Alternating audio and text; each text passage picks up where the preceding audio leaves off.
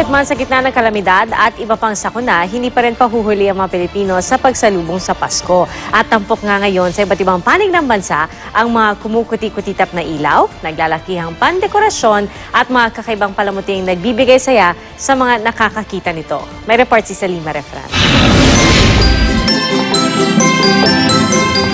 Animoy fairy tale ang eksena ngayon sa Ayala Triangle Gardens sa Makati City.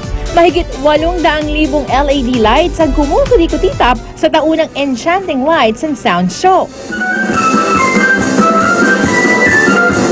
Pinagigiliwan ang mga nagkikislapang ilaw na sinabayan pa ng Christmas medleys na tinutugtog ng isang orkestra. Pero bukod sa dala nitong sigla sa mga manonood, may inihahanda ring tulong para sa mga nasalanta ng Super Typhoon Yolanda.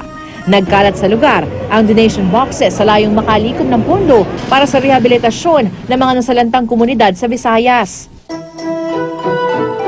Hindi may kakailang Christmas is in the air na talaga. Sa Baguio City, bukas ng isang Christmas village.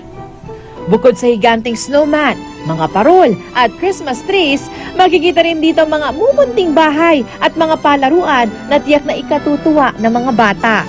Sa Coronadal South Cotabato naman, agaw pansin ang Christmas tree na gawa sa cogon grass.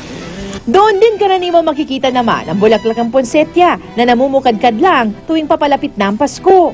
Dinarayo ito ng mga mamimili mula sa iba't ibang panig ng bansa para gawing disenyo sa kanilang mga tahanan. At syempre, hindi rin mawawala sa palumuti sa bahay ng mga Pilipino ang mga kakaibang parol at Christmas decors. Gaya ng mga palumuting gawa sa gamit ng bote ng tubig at iba pang recycled materials sa Zamboanga City.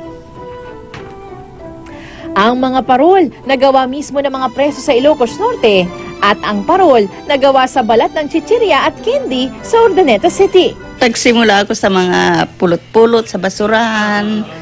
Tapos, pinag-aralan ko kung paano. Kabi-kabi laman ng krisis ngayong taon. Hindi pa rin nawawala sa bawat tahanan ng mga Pilipino ang liwanag ng pag-asang makabangon at ipagpatuloy ang pagdiriwang ng Pasko. Salima Refran, GMA News.